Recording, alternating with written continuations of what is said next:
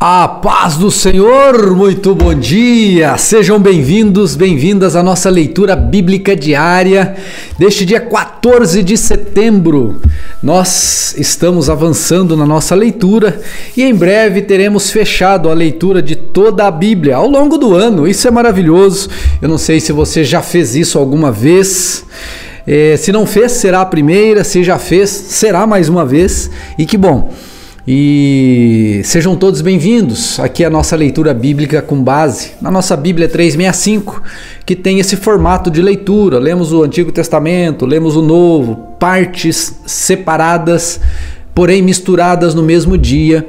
E tem sido uma experiência muito boa. Lembra de deixar o seu like, o seu joinha, lembra de compartilhar essa leitura da Bíblia para a pessoa ler ou ouvir. E se você não é inscrito, é novo aqui, aproveite para se inscrever no canal e convidar um amigo, uma amiga também para participar aqui conosco. Hoje, dia 14 de setembro, nós vamos ler os seguintes textos. Isaías capítulo 15, versículo 1, até Isaías capítulo 18, versículo 7. Depois nós leremos Gálatas, já vamos entrar na carta do apóstolo Paulo aos irmãos da Galácia, Gálatas capítulo 1, versículo 1 até 1:24. Depois voltaremos ao Antigo Testamento, Salmo de número 58, versículos de 1 a 11, e fecharemos com Provérbios 23, versículo 12.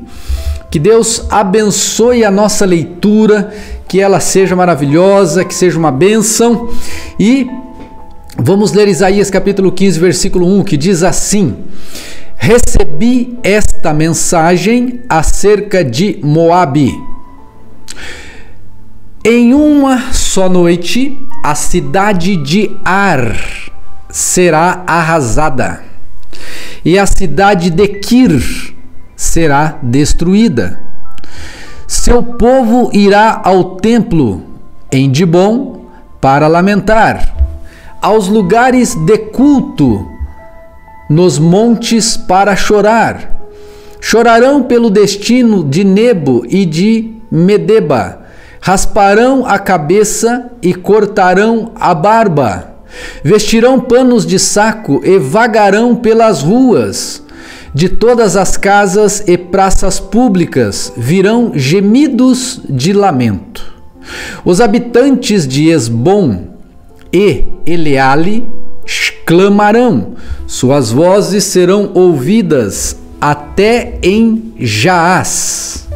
Os guerreiros valentes de Moabe gritarão de terror. Indefesos tremerão de medo. Meu coração chora por Moabe, seus habitantes fogem para Zoar e para Eglat-Selísia. Sobem chorando pelo caminho de Luite, seus clamores de angústia são ouvidos por toda a estrada de Oronaim. Até as águas de Nindim secaram. A vegetação às suas margens murchou, as plantas morreram, todo verde desapareceu. O povo reúne seus bens e os carrega para o outro lado do rio, dos salgueiros. Um clamor de angústia ecoa pela terra de Moabe, de uma extremidade à outra, de Eglaim até Beir-Elim, do riacho perto de Dibom até está vermelho, né? O riacho de Dibom está vermelho de sangue, mas ainda não terminei de castigar Dibom. Leões caçarão os sobreviventes, tanto os que tentarem fugir como os que ficarem para trás. Capítulo 16. Enviem cordeiros desde Selá, como tributo ao governante da terra. Enviem-nos pelo deserto, para o monte da bela Sião. As mulheres de Moabe foram abandonadas como aves sem ninho, nas partes rasas do rio Arnon. Ajude-nos, elas clamam. Defendam-nos como uma sombra ao meio-dia. Protejam os fugitivos. Não nos traiam agora que escapamos. Deixem que o povo de Moabe more com vocês. Escondam nossos refugiados do inimigo até que passe o terror. Quando a opressão e a destruição tiverem terminado, quando os invasores inimigos tiverem partido, Deus estabelecerá como rei um dos descendentes de Davi. Ele reinará com misericórdia e verdade, sempre julgará com imparcialidade e buscará fazer o que é justo. Ouvimos falar da arrogante Moabe, de seu orgulho, sua altivez e sua fúria, mas toda essa soberba desapareceu. Toda a terra de Moabe chora, sim, todos em Moabe lamentam ao lembrar dos bolos de passas de Kir-Haresete, não resta um sequer. As plantações de Esbom estão abandonadas, os vinhedos de Sibma desertos, os governantes das nações derrubaram Moabe, essa bela videira. Seus ramos se estendiam para o norte até a cidade de Jazar e se espalhavam para o leste até o deserto. Seus brotos se estendiam tão longe para o oeste que atravessavam o Mar Morto. Por isso, agora choro por Jazar e pelos vinhedos de Sibma. Minhas lágrimas correrão por Esbom e por Eleale. Não há mais gritos de alegria por seus frutos de verão e suas colheitas. Encerrou-se a alegria. Acabou-se a celebração pela colheita. Já não haverá cânticos nos vinhedos, nem gritos de exultação. Ninguém pisará as uvas nos tanques de prensar. Acabei com toda a alegria de suas colheitas. O clamor de meu coração por Moabe é como o lamento de uma harpa. Estou cheio de angústia por Kir-Haresete. O povo de Moabe adorará em seus santuários idólatras, mas de nada lhe adiantará. Clamarão aos deuses em seus templos, mas ninguém poderá salvá-los. O Senhor já havia anunciado essas coisas sobre Moabe no passado. Agora, porém, o Senhor diz: dentro de 3 anos, contando cada dia, a glória de Moabe chegará ao fim. De sua grande população restarão uns poucos sobreviventes. Capítulo 17, versículo 1. Recebi esta mensagem acerca de Damasco. Vejam, a cidade de Damasco desaparecerá e ela se tornará um monte de ruínas. As cidades de Aroer ficarão desertas, rebanhos pastarão nas ruas e ali se deitarão, sem que ninguém os espante. As cidades fortificadas de Israel também serão destruídas e acabará o poder do reino de Damasco. Tudo que restar da Síria terá o mesmo destino da glória de Israel, declara o Senhor dos Exércitos. Naquele dia, a glória de Israel perderá seu brilho, seu corpo robusto definhará. A terra toda parecerá um campo de cereais, depois que os ceifeiros colheram as espigas. Ou seja, ela ficará desolada, como os campos no vale de Refaim depois da colheita. Restarão apenas uns poucos de seu povo, como as azeitonas que sobram quando a árvore é sacudida. Apenas 2 ou 3 restam nos galhos mais altos, 4 ou 5 que aqui e ali em seus ramos, declara o Senhor, o Deus de Israel. Naquele dia, enfim, as pessoas olharão para o seu Criador e voltarão os papéis para o Santo de Israel. Não buscarão mais a ajuda de seus ídolos, nem adorarão aquilo que suas próprias mãos fizeram. Já não se curvarão para seus postes de Azerá, nem adorarão nos santuários idólatras que construíram.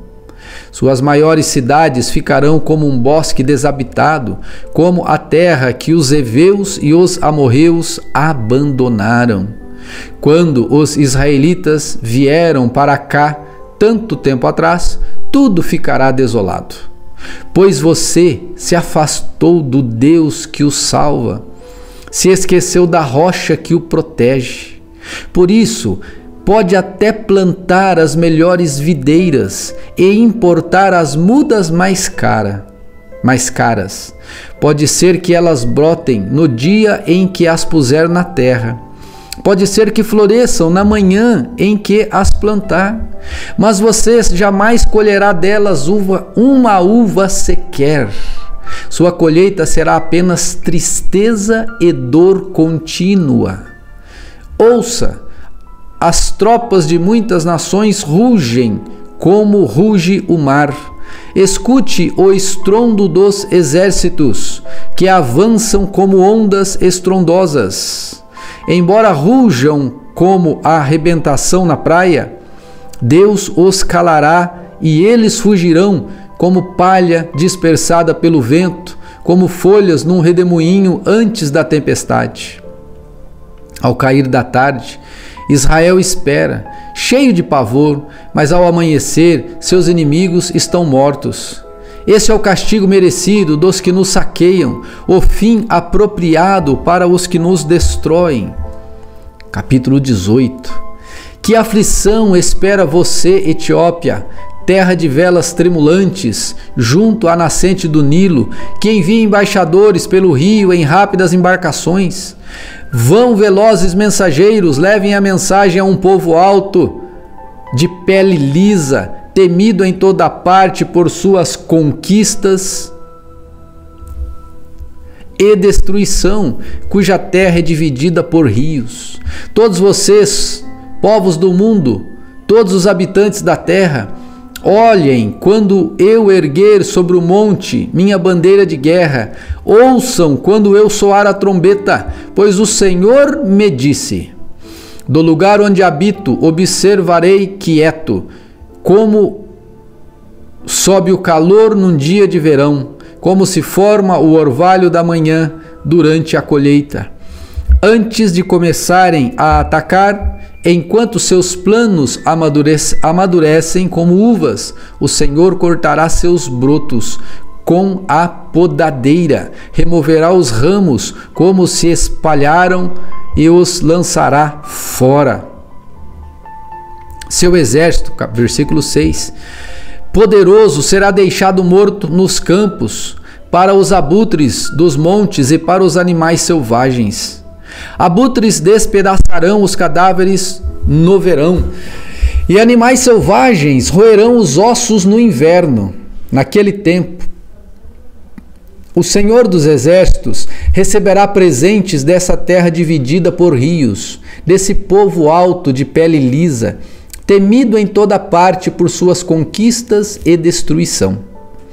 Levarão-se presentes ao Monte Sião, onde habita o Senhor dos Exércitos. Vamos ler aqui. Ele conclui, no versículo 7, dizendo assim: naquele tempo, o Senhor dos Exércitos receberá presentes dessa terra dividida por rios, desse povo alto de pele lisa, temido em toda parte por suas conquistas e destruição. Levarão presentes ao Monte Sião.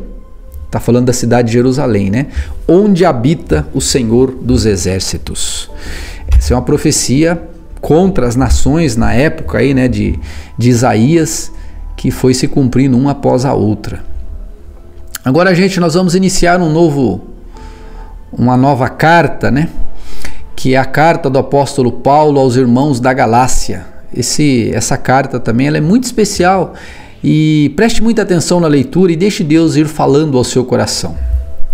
Deixa eu tomar uma aguinha aqui. Vá lá ao Novo Testamento, na carta do apóstolo Paulo aos irmãos da Galácia, Gálatas 1:1.